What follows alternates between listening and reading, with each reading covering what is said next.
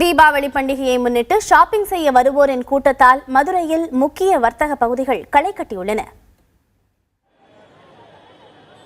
தீபாவளி கொண்டாட்டங்களுக்காக மதுரை மாவட்ட மக்கள் உற்சாகத்துடன் தயாராகி வருகிறார்கள்.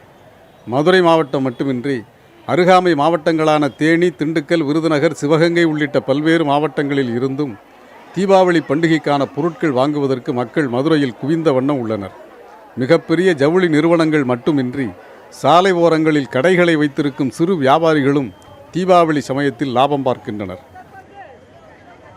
தீபாவளிக்கு நல்லா தான் எடுப்போம், எல்லா பக்கமும் எடுப்போம். இந்த கடையும் கொஞ்சம் இதாக இருக்கும், எல்லா பக்கமும் எடுத்துக்கிட்டு தான் இருக்கும். நல்லா இருக்குது, கலெக்ஷனாக நல்லா இருக்குது. தீபாவளிக்கு ட்ரெஸ் எடுக்க வந்தோம், நல்ல கூட்டமாக இருக்குது.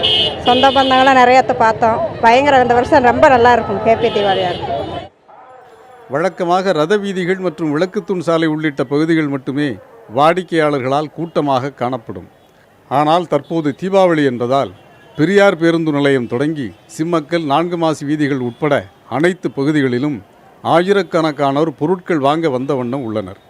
ஆடைகள் தவிர வீட்டு உபயோகப் பொருட்களான டிவி, ஃப்ரிட்ஜ், சமையல் பாத்திரங்கள், நகைகள் உள்ளிட்ட பொருட்களையும் வாங்குவதற்கு மக்கள் ஆர்வம் காட்டுகிறார்கள்.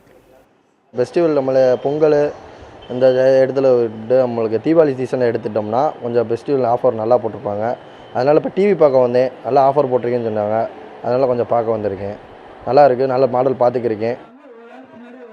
பண்டிகை கால விற்பனையை ஒட்டி மக்கள் கூட்டம் அதிகம் உள்ளதால் முக்கிய வர்த்தக பகுதிகளில் பாதுகாப்பு அதிகரிக்கப்பட்டுள்ளது.